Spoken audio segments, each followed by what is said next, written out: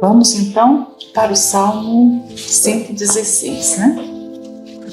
Esse salmo é interessante porque normalmente ele é muito usado nas orações. Eu tenho certeza que todas vocês já viveram algum momento com esse salmo. Ele é bem conhecido, principalmente pelas ações de graça. Ele é um salmo ele tem muitos assuntos. Nós vamos ver no 15 sobre a morte, nós vamos ver sobre votos, mas o tema principal dele é ação de graças, é agradecimento, gratidão pelo que Deus fez. Então é um salmo muito conhecido por esse tema. E ele não tem uma autoria definida. Como vocês sabem, o livro dos Salmos tem vários autores. O principal é Davi. Então, esse salmo nós não temos um autor definido. Alguns atribuem a Ezequias, na ocasião que ele teve o livramento do exército da Assíria. Lembra quando o reino do norte estava o reino do norte já tinha sido invadido e Judá seria, e ele clamou? E também na ocasião da sua doença. Alguns atribuem muito a Ezequias por causa disso, mas outros atribuem também a Davi, né? Porque tem uma linguagem um pouco parecida com a linguagem de Davi, né? Ele costumava falar sobre o seu amor por Deus dessa forma, porque o salmo já começa: eu amo o Senhor, né? Se você fosse escrever uma carta, por exemplo, você ia começar já declarando o seu amor? Você ia fazer uma introdução, não é assim? Olha como nós somos, né? Porque o normal é esse, você faz uma introdução do assunto. Normalmente não se chega diante de alguém e já fala: fulano, eu amo você por causa disso, daquilo. Não, você tem o hábito, como nós seres humanos, né? Falo você, mas todos nós temos o hábito de introduzir os assuntos para chegar no ponto central que nós queremos. Nós nunca vamos diretamente, ou a maioria de nós não vai, né? Mas aqui o salmista vai direto ao ponto. Ele já começa a sua oração com a sua declaração de amor. Eu amo ao Senhor, né? Então, o tema principal desse salmo é a gratidão. Vamos então ao primeiro versículo. Amo ao Senhor porque Ele ouviu a minha voz e a minha súplica. Vamos analisar um pouquinho sobre esse amor por Deus. Porque aqui é um amor, eu amo ao Senhor porque Ele fez isso ou aquilo, né? É um amor diferente do amor de Deus. Porque o amor de Deus existe independente do que a pessoa faça. E aqui eu vejo claramente a diferença do amor humano com o amor de Deus. É linda a expressão de amor do salmista, mas é um amor que está ligado, associado a quem Deus é e ao que Ele faz. Enquanto o amor de Deus não está associado a quem a pessoa é e ao que ela faz. Ele simplesmente ama, né? Ele não fala assim: eu amo, eu te amo, Núbia, ou eu amo-te, né? Como diz em Portugal, porque você faz isso ou faz aquilo. Não, ele ama pecadores. Imagina, Deus, definido como um Deus que é amor, ama pecadores. Pessoas perdidas. O amor dele por mim é o mesmo amor que ele tem pelas pessoas que estão agora, de repente, a injetar drogas, numa cama se prostituindo. O amor dele é o mesmo. Então, o amor de Deus existe e não depende do que o outro possa dar, para que ele continue amando. Não é abastecido pelo que o outro faz. Já o amor humano, não. Ontem, quando eu estava meditando nesse versículo, eu fiquei pensando, né? Porque essa frase, ela é muito bonita, mas ela revela muito do que nós somos. Eu fiquei pensando, será que nós amaríamos a Deus se Ele não fizesse nada para nós? Se Ele não fosse atencioso, gentil, se Ele não respondesse às nossas orações? Porque Deus poderia não fazer nada. Ele não tem obrigação de fazer, não é? Ele não tem o dever de fazer. E se Ele não fizesse? Será que o nosso amor seria assim, voluntário? Porque o amor do salmista aqui, eu amo porque Ele ouviu a minha oração. quando nós nos apegamos ao Senhor Jesus, nós também tivemos essa história, esse envolvimento. Eu vou ficar na igreja, eu vou me entregar porque Deus fez isso ou fez aquilo. João fala, 1 João 4, eu acho que é o versículo 19, né? Que nós o amamos porque Ele nos amou primeiro. Então, toda fonte de amor que há em nós, ou de fé, ou de alguma virtude, não existiu a partir de nós. Só existe porque Deus é essa fonte. E nós conseguimos desenvolver qualquer virtude porque primeiro Ele proporciona que isso exista em nós. Por isso Davi falou, quem é que pode dar alguma coisa sua para Deus? Tudo que o homem dá, ele dá porque primeiro Deus o deu. Então, se o salmista está falando, eu amo o Senhor porque o Senhor ouviu minha oração, ou seja, o meu amor não é autoexistente, não partiu de mim. O amor que nós temos, imagina, o amor que nós às vezes nós sentimos bem, talvez até nos vangloriamos de ter, ou a fé que nós temos, não é nossa. Tudo veio dele, partiu dele. Imagina isso, né? Então, como seria o nosso relacionamento com Deus se Ele não fizesse nada, absolutamente nada?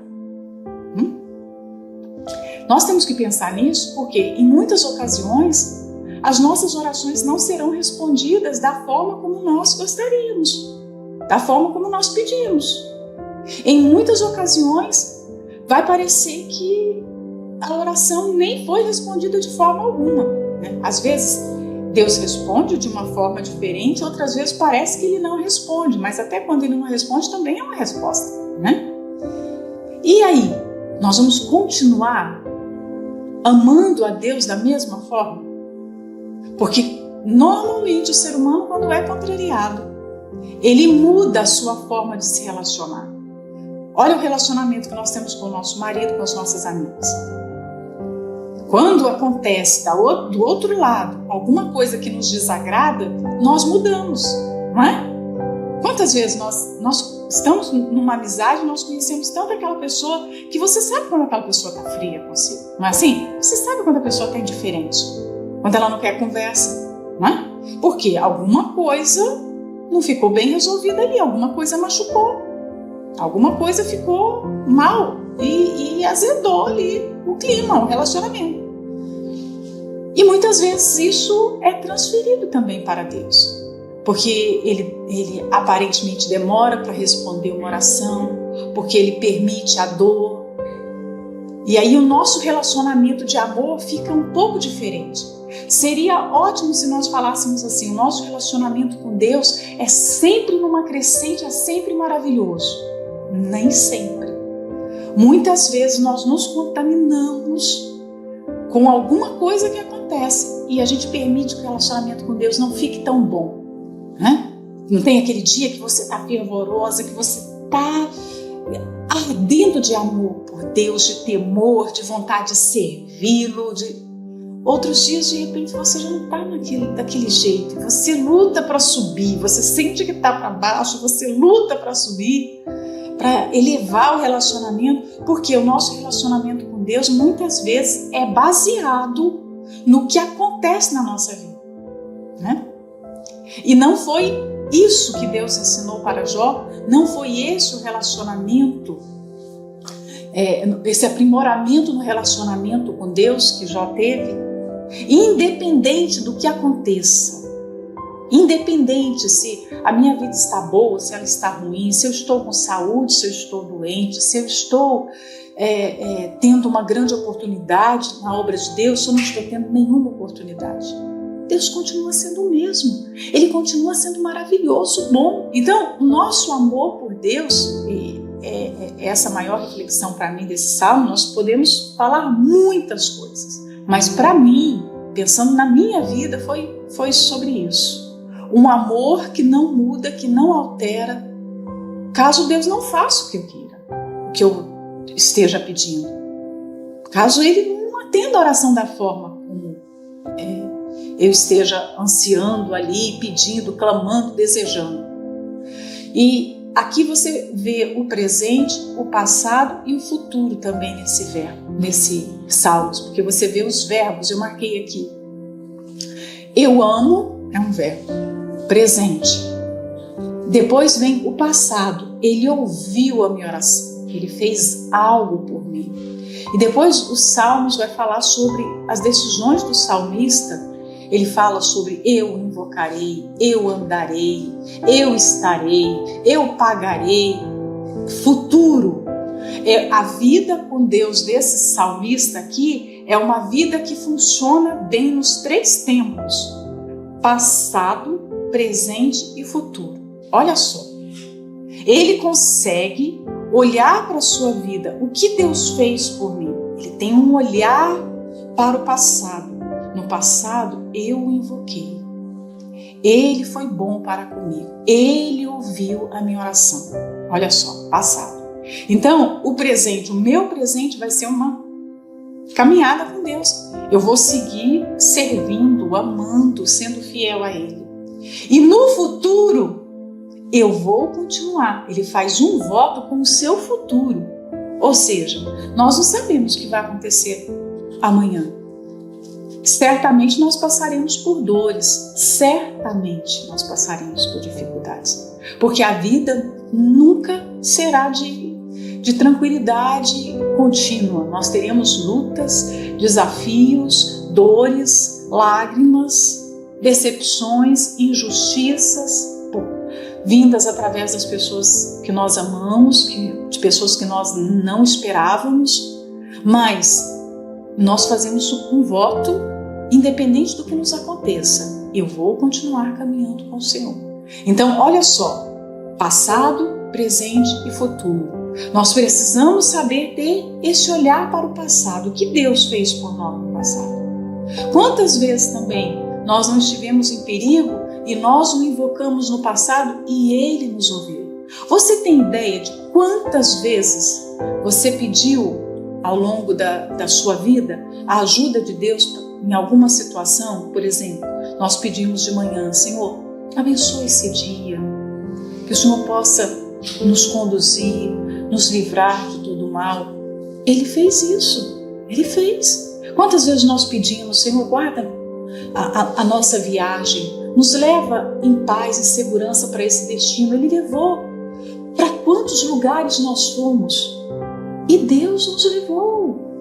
Quantos acidentes, quase acidentes nós tivemos e Deus nos livrou?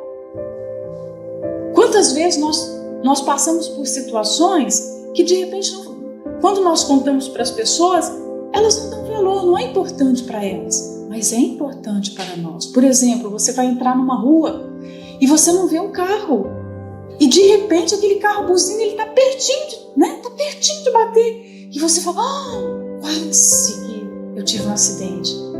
E você fica ali: poxa vida, se esse carro tivesse acontecido esse acidente, esse carro tivesse batido, agora eu poderia ter uma fratura, eu poderia estar no leito de um hospital, poderia ter que tomar medicamento, poderia estar sentindo dor, né? Você às vezes vai contar aquele quase acidente com outra pessoa, aquilo não significa nada, não quer dizer nada para ela, mas significa para si. O outro pode não valorizar, mas quem recebeu o benefício precisa entender que grande benefício. E quantas vezes nós pedimos a Deus para nos levar para um destino, mas deixamos de agradecer quando chegamos naquele destino. Olha que ingratidão. Se o avião não caiu, se o carro não furou o pneu, capotou e teve um acidente, foi porque Deus colocou a mão, porque essas coisas acontecem sempre. Quantas pessoas são vítimas? Você entra num ambiente, nós não temos noção. Quantas vezes nós estamos num ambiente, tem vírus, bactérias mortais ali. Nós não pegamos porque Deus nos livra. Porque um ar contaminado, você não está vendo o perigo. Você simplesmente respira, o ar entra e pronto. Está ali. Que poder nós temos sobre o ar que entra nos nossos pulmões constantemente, 24 horas do nosso dia. Nós muitas vezes estamos inconscientes limites com respeito à respiração. Então Deus de alguma forma coloca a sua mão e impede o mal de entrar. Porque basta uma visita nos hospitais que nós vamos ver pessoas com bactérias, com vírus, com caroços, com cancros terríveis. Nós poderíamos estar naquela situação. Por que não estamos? Porque de alguma forma Deus nos abençoou e nos livrou. Então, esse olhar para o passado dessa forma, esse olhar com gratidão, esse olhar com justiça para um Deus que está sempre fazendo bem para o homem, sempre fazendo bem, né? E aí eu também pensei nesse versículo, quais as nossas formas de demonstrar o nosso amor por Deus? Porque o salmista está aqui na oração declarando com seus lábios o seu amor. Mas o amor por Deus não deve ser expresso apenas com a boca. Nós não devemos apenas falar, eu amo ao Senhor. É ótimo ouvir uma declaração de amor, mas se os nossos maridos simplesmente falassem, eu amo você, e não fizesse mais nada a respeito, será que nós continuaríamos casadas? Porque um amor que é apenas verbalizado não é verdadeiro amor. O amor é mostrado em ação. E é o que nós vamos ver aqui nesses salmos. E ele tem um amor que age, um amor que faz, um amor que vai além do campo das palavras. Hoje, num tempo que as pessoas são tão de garganta, sabe? São tão de falar, um pouco de agir, de fazer, nós precisamos entender que o amor por Deus deve ser visto através das nossas atitudes. O que nós fazemos hoje que demonstra amor por Deus? Por exemplo, o que nós estamos nesse tempo agora, por exemplo, nesse ano 2023, o que nós fizemos que realmente mostra de forma efetiva, concreta, eu amo ao Senhor? Qual a forma de declarar o nosso amor por Ele? O amor, para mim, aqueles que demonstram com atitudes esse amor, é uma evidência de salvação. Quando a pessoa não demonstra na prática, ela pode até falar que tem um grande amor por Deus, mas ela não demonstra. No fundo, o problema dela não é nem com o amor, é com a salvação. Ela não é salva. Porque se ela fosse salva, o seu desejo diário, constante, seria de mostrar esse amor. Porque as pessoas que amam, elas têm esse desejo. Peraí, o que eu posso fazer? Eu vou fazer uma comida, não é? Quando você ama o seu marido, então, o que você quer fazer? Eu quero ajudá-lo. Eu vou cuidar da sua roupa, eu vou ver uma comida, vou fazer uma comida que não faz mal para ele, não vou fazer qualquer comida, não vou comprar uma coisa congelada e vou servir de comida para ele, de jantar. Não, eu sei que isso aqui vai fazer mal, então eu vou fazer uma comida saudável, fresca. São formas de demonstrar o amor. Eu vou ter uma palavra bondosa, gentil, eu vou ter um amor que está presente para evitar a queda, porque a mulher, quando ama o marido, ela o protege. Ela o protege dos perigos que existem nesse mundo. Peraí, vou proteger meu marido. Ele está na internet, ele está ali de repente no computador, eu vou ficar perto, vou ver o que ele está vendo. Não é para vigiar, não é para evitar que ele caia, para não te magoar. Não é por você, por ele. É diferente. Olha só, a forma do amor é diferente. Muita gente até faz essas coisas, mas pensando em si. Ela faz de uma forma egoísta. Eu vou ver o que meu marido está falando no WhatsApp, quem são os amigos dele. Mas ela faz essa vigilância porque ela não quer ser prejudicada, ela não quer ser traída, ela não quer ser, de alguma forma, enganada. Né? Não é por ele, não é pela alma dele. Então, não é fruto de um amor. Às vezes nós podemos fazer coisas boas, mas motivadas apenas pelo egoísmo, apenas porque pensamos em nós mesmos, né? Nós mesmas. Então, o amor altruísta, esse amor voluntário, evidencia a salvação. É muito mais do que simplesmente você chegar e falar assim, porque Deus é bom, porque Deus me amou, Ele amou o mundo, Ele deu Jesus. Não é esse amor de palavras que Deus está atrás. O filho pródigo, quando voltou para o pai, ele não chegou lá e falou, eu amo o Senhor, absolutamente nada. O amor dele e o arrependimento foram evidenciados através da sua atitude, né? E aqui fala também sobre oração. Esse versículo fala sobre a súplica, a oração, né? E vem esse desejo de entender a oração. Até que ponto nós reconhecemos a oração como algo não só importante, mas fundamental na nossa vida? Porque a oração é a forma como nós nos relacionamos com Deus. Seja a oração falada, seja a oração do Espírito, a oração que você faz silenciosa, seja uma oração que você faz através de um salmo, de uma canção, a oração é uma forma de nos relacionarmos com Deus. Mas, aí tá, o quanto eu coloquei aqui sobre a oração, alguns pontos para a gente meditar. Se nós reconhecemos a oração como algo fundamental, importante, vital, a oração é como o oxigênio que todo dia e que toda hora entra nos nossos pulmões, toda hora, né? Eu creio que Deus colocou o ato de respirar para nos lembrar que assim como nós dependemos do oxigênio, a cada segundo nós dependemos dele na nossa vida. É uma forma, você respira, então assim como você mantém o seu corpo vivo nesse mundo, você, através da oração, da comunhão com Deus, dessa comunicação com Deus, você mantém viva a sua alma diante dele, o seu relacionamento em pé diante dele, né? Então, a oração deve ser frequente, constante e de diferentes formas. Nós temos que aprender a orar de diferentes maneiras. Por exemplo, nós oramos quando estamos dirigindo, nós oramos quando estamos tomando banho, nós oramos quando estamos cozinhando, nós oramos quando estamos na igreja, quando vamos ao altar, nós oramos quando colocamos a nossa oferta no envelope, nós oramos quando estamos caminhando na rua indo para um determinado lugar, quando estamos fazendo as compras no mercado. A oração de diferentes formas. Uma comunhão com Deus que não depende apenas de uma maneira.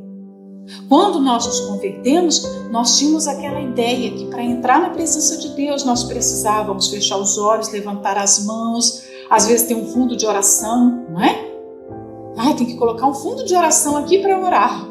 Se eu não colocar o fundo, eu não consigo orar. Nós estávamos presas a um ritual, a uma forma só. Nós precisávamos da oração do pastor. Se o pastor orasse de uma forma assim, pelo menos aconteceu comigo, eu me converti com um determinado pastor. Então, durante alguns meses, aquele pastor estava na igreja, eu me acostumei com a forma do pastor orar. Então, a minha forma de orar era parecida com a forma do pastor. E quando veio um outro pastor, e o pastor cantava outras músicas, orava de outra forma. Deu um certo banho na minha cabeça, porque eu estava acostumada daquela outra forma. Então, nós não podemos estar presas a um método, a uma forma. Nós dependemos dessa múltipla forma de entrar na presença de Deus, porque em alguns momentos nós vamos falar com Deus dentro da cova dos leões, em outros momentos nós vamos falar dentro de uma fornalha de fogo, às vezes nós vamos falar num leito de um hospital, às vezes nós vamos falar num lugar que você não pode falar nada, que você não pode nem mexer a oração silenciosa, e tem que haver ali aquela confiança que Deus está te ouvindo, mesmo quando não sai nenhuma palavra da sua boca, né? Então, frequente, constante e de diferentes formas, né? Uma outra coisa que eu coloquei aqui, na nossa oração nós precisamos aprender a fazer essa retrospectiva como o salmista fez, porque ele me ouviu. Então, quando nós orarmos, nós precisamos aprender a ter esse olhar também. O Senhor foi tão bom, graças ao Senhor que eu estou aqui, é por tua causa que eu estou aqui, porque o Senhor me livrou, porque o Senhor me sustentou, Então, uma retrospectiva, né? Através da oração, nós temos que perceber, colocar o termômetro do nosso amor por Deus. É um amor que cresce? Porque o amor deve ser uma virtude que está em constante mudança, aumentando, aumentando, aumentando. O amor que nós tínhamos por Deus quando nós nos convertemos era um, mas o nosso amor por Ele hoje tem que ser muito maior, muito mais forte, muito mais abundante, muito mais firme. Então, coloca termômetro no seu amor agora. Como é que você tem amado a Deus? É da mesma forma? Nós podemos perder o nosso amor. Olha as cartas de Apocalipse. É muito fácil perder o amor por Deus. Você vê que nas cartas, principalmente a igreja de Éfeso, lembra-te, pois, de onde caíste, arrependa-te, volta à prática das primeiras obras. É uma igreja que deixou de amar. É uma igreja que, embora tivesse um campo atuante missionário ali, que a igreja de Éfeso era essa igreja importante, os membros eram membros ativos na evangelização, no trabalho, na oferta, eles já não amavam mais. Então pode ser que a pessoa esteja dentro da obra de Deus, cumprindo todas as obrigações da obra e não esteja amando a Deus mais como antes. Então vamos medir o nosso amor, né? E eu coloquei aqui o que Deus espera de nós. Uma confissão de boca? Sim, Ele quer que a gente confesse o nosso amor por Ele, mas só isso? Não. Junto com a confissão dos nossos lábios, eu coloquei aqui duas coisas que mostram que é verdadeira a nossa confissão. A devoção da nossa alma. O que a boca fala combina com o que está no nosso coração. O que Jesus reclamou dos fariseus é que eles falavam sobre Deus, eles declaravam a sua fé, mas aquilo não era fruto de um coração piedoso, de um coração que amava verdadeiramente. Então, tudo que nós falamos tem que combinar com o que nós sentimos. Então, confissão de lábios, mas vindas de um coração fervoroso, de um coração que ama, de um coração que reconhece a bondade dele, né? E o que Deus espera de nós? Compromisso de vida, porque o salmista é esse homem que tem esse compromisso. Então, eu vou servir, eu vou andar, eu vou amar. Compromisso de vida. Faça um compromisso com Deus a respeito do seu futuro. Nós entregamos a nossa vida e estamos aqui hoje. Mas Deus não quer só o hoje, não quer só o agora. Deus quer a nossa vida por inteiro, para sempre, toda dele. Então, tem que haver em nós esse voto, essa aliança do que eu vou fazer no futuro. Aí você fala assim, mas como eu posso responder pelo meu futuro? Independente do que acontecer no futuro. Independente. Se eu vou perder, se eu vou ganhar, se eu vou chorar, se eu vou sorrir, eu vou estar com o Senhor. Não é esse o voto que nós fazemos com o nosso cônjuge?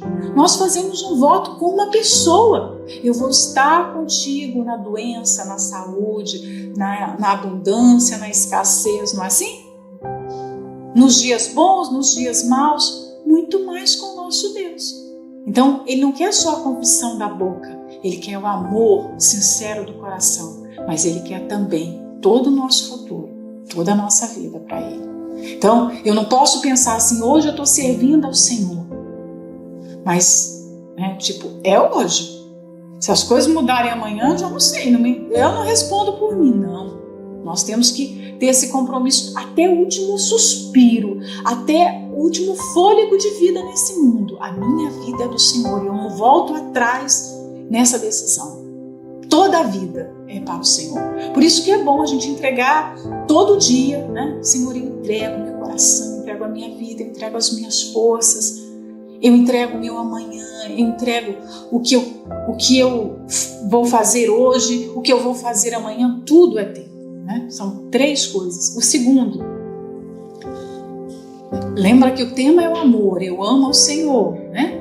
Então, é um outro porquê, porque nós temos aqui o primeiro porquê, ele ouviu a minha oração e a minha súplica. Não vou falar a diferença da oração e da súplica, porque senão a gente não vai sair do primeiro versículo, né? O segundo, porque inclinou a mim os seus ouvidos, portanto o invocarei enquanto viver. No nosso voo de volta, nessa semana passada, aconteceu um fato interessante. Isso sempre acontece, mas eu nunca tinha pensado dessa forma. Na nossa frente tinha uma jovem e ela estava muito frágil fisicamente. Ela devia estar em algum tratamento médico e ela já chegou, sentou, ficou quietinha na cadeira, pediu a comissária se tinha alguma coisa que ela podia se cobrir, porque ela estava com muito frio. Aí a comissária trouxe uma mantinha e ela ficou ali quietinha. E às vezes que ela tinha que interagir com o pessoal, a tripulação, você via que a voz dela era muito fraquinha, né? E teve uma comissária que eu achei muito gentil da parte dela. Ela se abaixou para ouvir o que a moça falava. Ela chegava o ouvido assim perto para ouvir, porque a voz dela estava bem fraquinha, né? E eu falei comigo, achei aquilo tão bonito, eu falei, é isso que o Senhor faz conosco, né? Porque nós somos assim, moribundos. Nós somos esses moribundos. E em alguns momentos da nossa vida, nós sequer conseguimos orar. Nós balbuciamos algumas palavras. Nós não sabemos nem conectar as nossas ideias do que falar para Deus, né? Mas, olha que interessante você ler. Deus não é apenas um ser que se abaixa para ouvir. Ele bota os seus ouvidos na nossa boca. Imagina, olha só. Ele inclinou a mim os seus ouvidos. Quando nós chamamos por Deus, Ele não fala simplesmente, estou aqui, pode falar. Já seria maravilhoso se Ele fizesse só isso. Ei, pode falar. Né? Como nós falamos com as pessoas. Posso falar com a senhora? Sim, pode falar. Deus não faz isso não.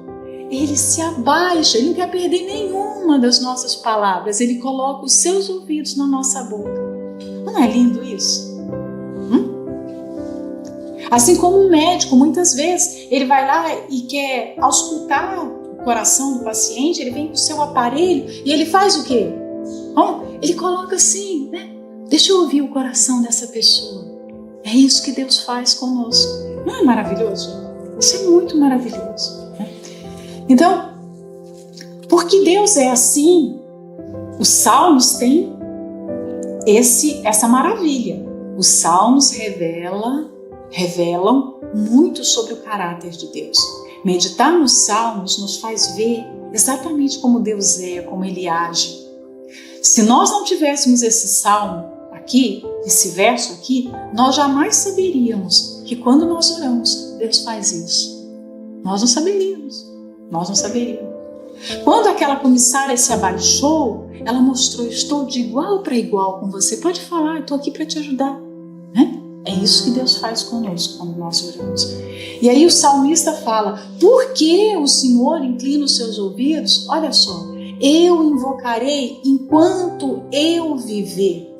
Ou seja, eu vou ter uma vida exclusiva para ti. Às vezes, as pessoas pensam assim, poxa vida, mas a nossa vida de casa para a igreja, da igreja para casa, da evangelização para o culto, do culto para o SOS, do SOS para o programa de televisão, do programa de televisão, para a meditação, da meditação. Senhor, poxa, tem vida melhor do que... Teria outra forma melhor de gastar a nossa vida, de viver para Deus do que dessa forma? Quem ama quer viver para o seu amor. E é isso. Ele nos deu o privilégio disso. É um privilégio, foi o que ele disse para os levitas. Eu vou dar um presente para vocês. Sabe qual é o presente? Me servir. Olha só, o presente dele. O presente de Deus, o que é valioso para ele, não são casas, carros, né? Não são coisas materiais. O presente é servir, é estar com ele. E nós temos o privilégio de poder viver para ele 24 horas do nosso dia, de servi-lo. Olha como isso é maravilhoso. Então, O salmista fala: enquanto eu viver, enquanto forças tiver em mim, eu quero viver para ti. O 3, ele fala assim: os cordéis da morte me cercaram, e angústias do inferno se apoderaram de mim. Encontrei aperto e tristeza. Esse versículo aqui é como se fosse música para as pessoas que estão aflitas, para os desesperados, não é? Dá vontade na rádio, na televisão agora, e falar isso para as pessoas. Nós todas já vivemos momentos de dor, de perigo. Nós temos os nossos dramas pessoais. Nós temos os nossos entes queridos que ainda estão mortos em pecados, não se converteram. Nós temos os nossos doentes que precisam da cura, de um milagre, da graça para suportar a dor. Todas nós vivemos os nossos dramas pessoais, as nossas dores. Mas você vê aqui que a dor não é algo comum a uma pessoa. Às vezes nós temos essa tendência, o ser humano sempre acha que a dor dele é maior ou pior do que a dor do outro. E aí ele acha que só ele é vítima, né? A cultura da vitimização hoje. Mas não, a dor é algo próprio do ser humano. Faz parte da vida neste mundo. Nós vivemos num mundo contaminado pelo pecado. O mundo está cada vez pior porque à medida que o pecado aumenta, o mundo se torna cada vez mais hostil a nós. Há pecado, e muito pecado nesse mundo, né? Então, vai haver dor nos relacionamentos, vai haver dor na nossa forma de viver nesse mundo. A vida vai ser sempre permeada por muita dor. Você vê que o salmista enfrentou aqui uma dor tão grande que ele fala: laços de morte, cordéis aqui são laços de morte me cercaram.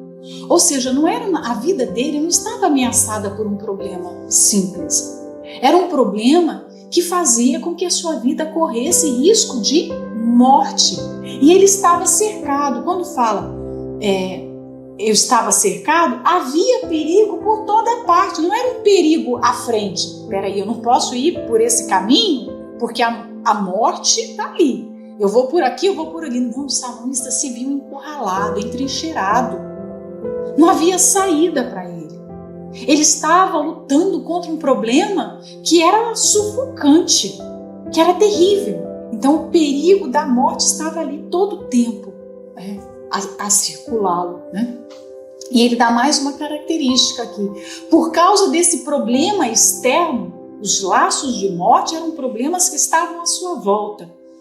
Houve um problema interno, a angústia do inferno invadiu o seu peito. Olha só. Porque a angústia é uma dor que dói onde? Dói no peito, não é? Quem já teve angustiado aqui sabe que é uma dor que dói tanto, dói aqui. Ela se torna quase uma dor física, não é? Quando nós estamos passando por um problema muito grave, aquele problema não fica no campo externo. Por mais que nós tentamos usar algum mecanismo, cara, eu vou tentar bloquear isso, eu não vou pensar nesse problema, mas não tem jeito. A alma sofre o que o corpo sofre, né? É uma composição que está junta, é indivisível. Nós podemos tentar diminuir os efeitos, o impacto daquele sofrimento externo para que ele não venha para o lado de dentro, para que a gente não sinta, né, todas essas situações todas. Mas não tem jeito. Então, o problema estava do lado de fora e agora o salmista fala, o problema veio para o lado de dentro. E uma angústia do inferno se apossou de mim. Não era uma angústia comum, porque há uma angústia normal que a pessoa consegue suportar, mas uma angústia que o próprio inferno se apoderou da alma dele, né? E ele fala aqui que ele encontrou aperto e tristeza. Ou seja, os seus dias passaram a ser dias de muita tristeza, de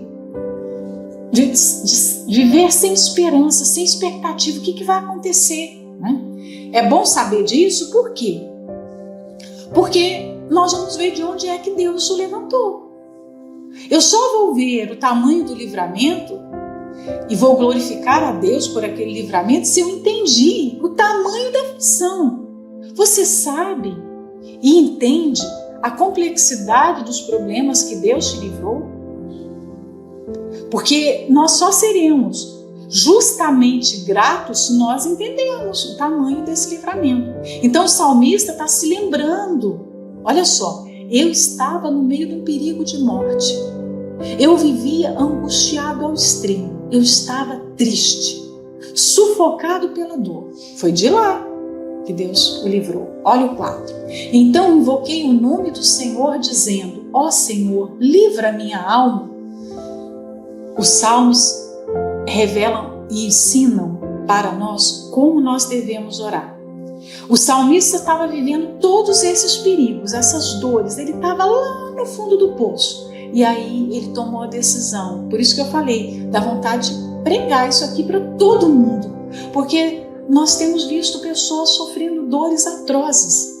Elas precisam ouvir isso. Que há libertação, a saída para os seus problemas. Basta apenas invocar o nome do Senhor, né? Às vezes a pessoa que já tentou se libertar de um problema, por exemplo, um problema de saúde, ela tomou vários medicamentos, ela já foi a vários médicos, ela já tentou de todas as formas a cura e não conseguiu. E aí, olha só, uma simples oração que você invoca o nome do Senhor te coloca em liberdade, traz a cura, traz o milagre. Por isso que deve haver um compromisso da nossa parte em pregar essas boas novas, porque o Evangelho significa boas notícias, pessoas precisam de boas notícias. O mundo precisa ouvir que se houver essa oração sincera de invocar a Deus com fé, com sinceridade, Ele vai ouvir. E a fé não precisa ser grande, Jesus disse, a fé pode ser do tamanho de um grão de mostarda. Ele poderia falar assim, eu só vou ouvir oração de quem tem uma fé grande, mas não. Ele fala, eu vou ouvir quem tem mesmo, que seja uma fé pequenininha, eu vou botar os meus ouvidos na boca dessa pessoa e vou escutar o que ela tem para me dizer, né? O salmista, eu gosto também dessa oração aqui, porque ele vai direto ao ponto. Ele foi, na sua oração aqui, ele está falando, olha, eu orei, e na minha oração eu falei, olha só, ele é prático. Senhor, livra a minha alma. Pronto. Ele foi breve, direto, né? Isso é muito legal. Aqui está também o segredo da oração respondida.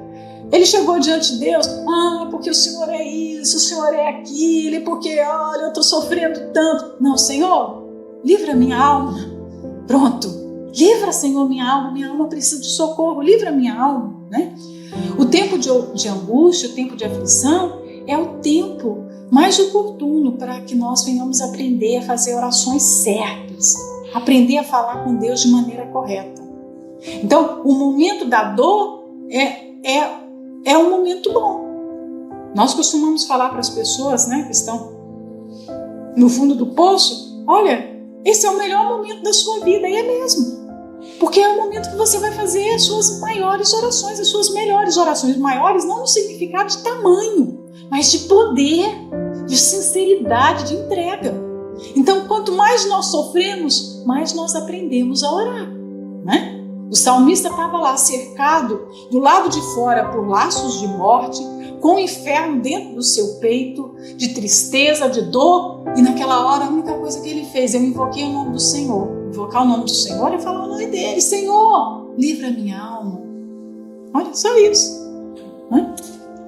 E aí vem o 5, que é maravilhoso demais. Por quê? O 5 vai mostrar o caráter de Deus. Olha só, piedoso é o Senhor e justo. O nosso Deus tem misericórdia. Então, a melhor experiência do salmista não foi ter simplesmente a sua alma livre da angústia ou a sua vida livre do perigo de morte. A melhor experiência do salmista foi conhecer a Deus, ver como Deus é. Quando nós oramos, às vezes nós estamos interessadas só na resposta de Deus para aquele problema. Nós nem estamos interessados em conhecer, os atributos de Deus, em saber como Deus age, como Deus é, a gente quer se ver livre do problema. Sim ou não? Verdade? A gente no fundo quer se ver livre do problema, mas Deus faz sempre mais e melhor, não é? É o que Paulo fala, porque Deus é infinitamente poderoso para fazer mais do que pedimos ou pensamos. É isso. Então, o salmista pediu, livra minha alma. E ele conheceu o caráter de Deus. E ele agora pode falar, Deus é piedoso e ele é justo. E Deus tem, fala aqui, misericórdia. Deus se revelou para ele. Quando nós estamos afligidos por algum problema, aquilo é um convite para irmos a Deus. E na nossa ida a Ele, nós não vamos ter apenas o livramento do problema. Nós iremos conhecer mais uma face de Deus. Deus é um ser que deve ser conhecido durante toda a nossa vida neste mundo. Todos os dias nós precisamos conhecer um pouquinho sobre Deus. Deus não é uma pessoa que você vai se cansar, que você já sabe como ela age, né? Por exemplo, nós convivemos com os nossos maridos, quem tem 10, 20, 30, 40 anos de casado, você já conhece um pouco da pessoa. Você sabe exatamente como a pessoa vai agir, como ela vai falar, mas assim, ela é um pouco previsível, embora nós não conheçamos tudo. Não, ninguém pode falar se eu conheço tudo sobre o meu marido, sobre o meu cônjuge, não conhece, né? Mas nós conhecemos um pouco, não é? Então, a convivência se torna... Eu costumo dizer que quanto mais tempo de casado, mais fácil fica o relacionamento. Porque vai sendo lapidado através do que o outro é e faz, e se torna tudo mais previsível. Mas Deus não é assim. À medida que nós vamos nos relacionamos com Ele, há muito a conhecer. Há muito ainda a se conhecer. Nós vamos viver por toda a eternidade, não vamos esgotar esse conhecimento. Pense nisso. Nós vamos passar uma eternidade junto desse Deus maravilhoso. E nós vamos todos os dias nos surpreender. Quando o salmista teve a sua oração respondida, ele ficou maravilhado. Deus é compassivo, Deus é bom, Deus é justo. Olha como ele é lindo. É aquela senhora daquele vídeo. Deus é lindo, Deus é lindo. É isso, nós temos que admirar a beleza que há em Deus, no seu caráter. Porque a justiça é uma beleza, né? O nosso conceito de beleza não deve ser uma beleza estética. Por que uma pessoa é bonita? Porque ela tem uma boca assim, um nariz assim, uma medida de rosto. O mundo define por belo quem tem uma medida de rosto, de corpo. Nós não podemos ver a beleza por esse ângulo. Por exemplo, muitas pessoas olham para os animais e elas têm animais preferidos. E elas começam a falar, mas esse animal é feio porque... né? Por exemplo, o rinoceronte é feio, não gosto do rinoceronte. O esquilo é feio por causa disso ou daquilo. Não, quando nós olhamos os animais como obra de Deus, quando você pensa, Deus pensou o esquilo dessa forma, então o esquilo é lindo. Deus pensou a joaninha dessa forma, Ele colocou esse vermelho na joaninha e essas pontinhas, Ele foi lá e Ele fez essas pontinhas. A joaninha é linda. Então não tem nada feio, não é assim? Olha o conceito de beleza como muda. Não tem árvore feia, não tem fruta ruim. Imagina, Deus quando fez as nossas papilas, quando Ele fez a nossa língua, a nossa boca está cheia de terminais para sentir sabor. Ele fez a nossa boca preparada para sentir o sabor das frutas que Ele criou para a gente apreciar. Então você pode não gostar de uma fruta, mas não significa que aquela fruta é ruim. Não seja injusto e fala assim, isso é muito ruim, isso não presta. Não presta para você. Deus criou pessoas que têm terminações nervosas na boca, papilas degustativas que vão comer aquilo durante 50 anos. E elas vão falar, que delícia, que delícia. Eu como abacaxi desde criança. E todas as vezes que eu como abacaxi, eu falo, que delícia o abacaxi. E Deus fica feliz, foi eu que fiz. Eu fiz você, fiz o abacaxi para você, para sua boca. Imagina isso. Não é extraordinário? Então, olha o conceito de beleza. Quando nós nos convertemos, tudo mudou, não é? Você olha para uma pessoa, você não fala que essa pessoa é feia porque o nariz dela é grande. Não. Deus fez essa pessoa desse jeito. Deus fez a raça humana assim. Cada pessoa tem um tipo de corpo, um tipo de cabelo, um tipo de rosto. Deus fez assim. Então não tem ninguém feio, né? Então o salmista, através daquela resposta da oração, ele pôde ver o quanto Deus é bom. Cada problema, a cada ida no secreto, a cada encontro com Deus, nós vamos descobrir mais do seu caráter. E nós vamos ficar mais caidinhas de amor por Ele, digamos assim, não é?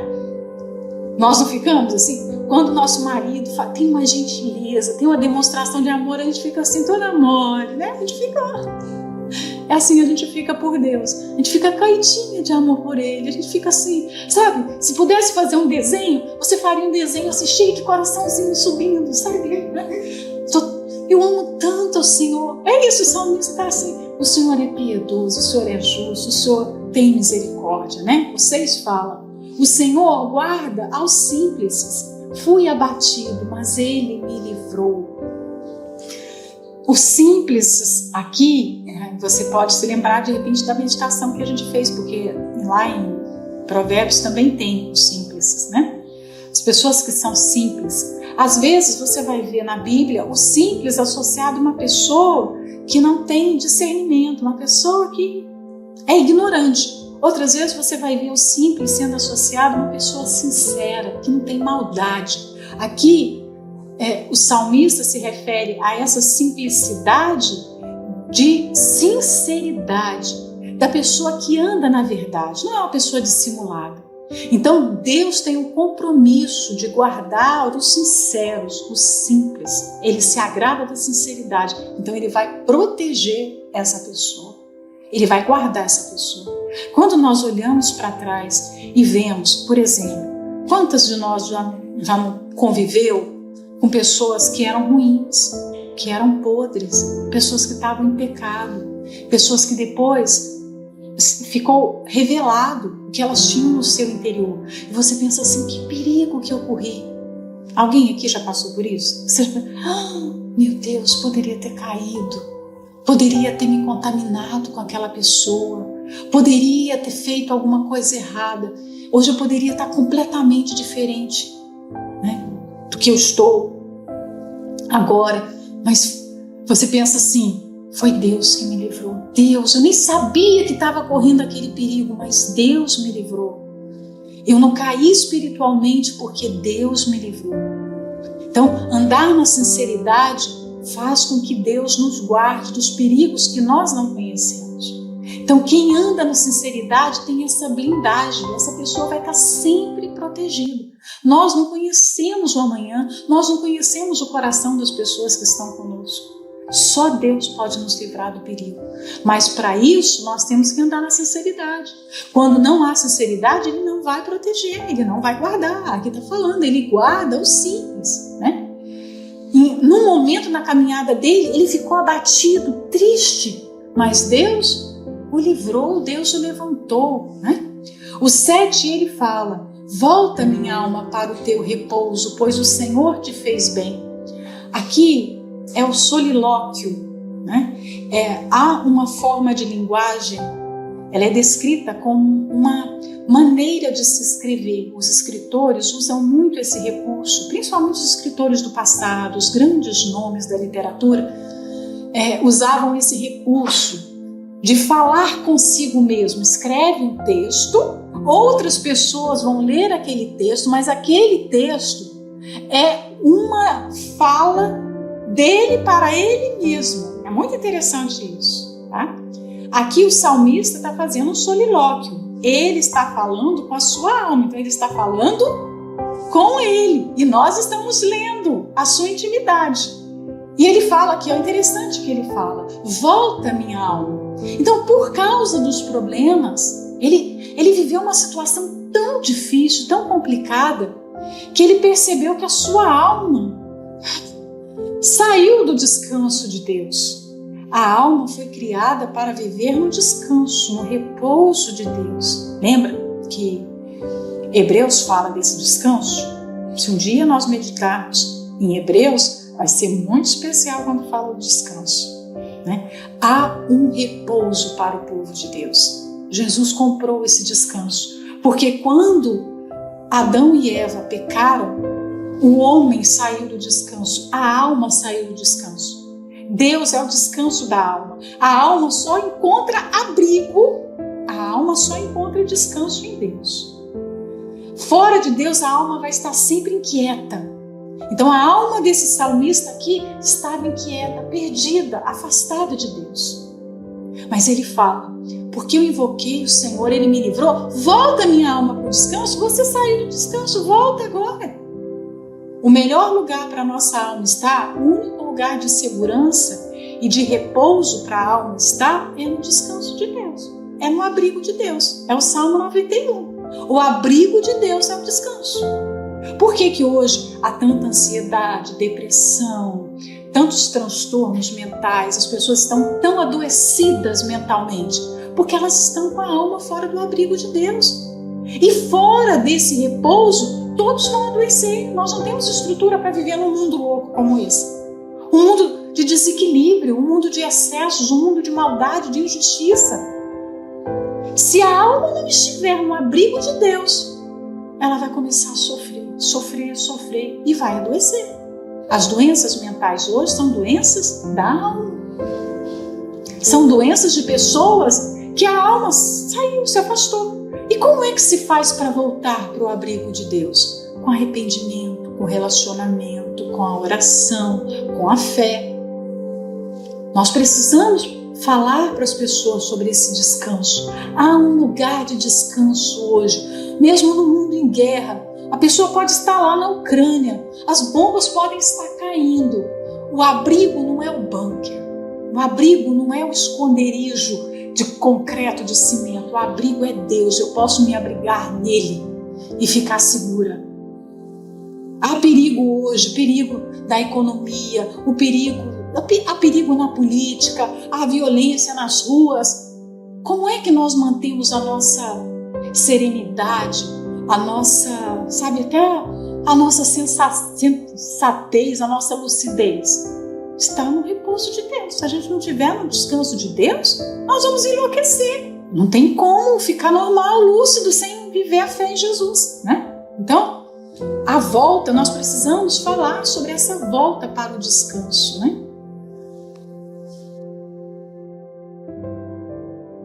Eu gostaria de pedir a você que ainda não é inscrito aqui no canal, que você se inscreva e ative todas as notificações para que assim que suba um novo vídeo, você seja avisado que tem vídeo novo aqui no canal. Todos os dias estaremos postando vídeos aqui que vão ajudar você. Vamos começar essa série de meditação do livro de Salmos. Todo dia uma meditação do livro de Salmos para que você possa estreitar o seu relacionamento com Deus. Então, se esse vídeo te ajudar, compartilhe ele com quem você conhece, envie nos seus grupos do WhatsApp, abençoe a outras pessoas, assim como você será com certeza abençoado com esse vídeo. Deixe o seu like, curta, compartilhe, comente. Eu quero convidar você a participar do nosso relógio de oração às 18 horas. Então, hoje, às 18 horas, vai subir um vídeo, uma oração, onde nós estaremos intercedendo a Deus em favor da sua vida. Você pode deixar aqui nos comentários do vídeo o seu pedido de oração, o seu pedido de intercessão. Você pode deixar aqui os nomes para quem você deseja dedicar essa oração. E hoje, às 18 horas, eu convido você a orar conosco. Vai subir um vídeo, uma oração, e será incluído nessa oração todos os pedidos e nomes que serão colocados aqui nos comentários, tá bom?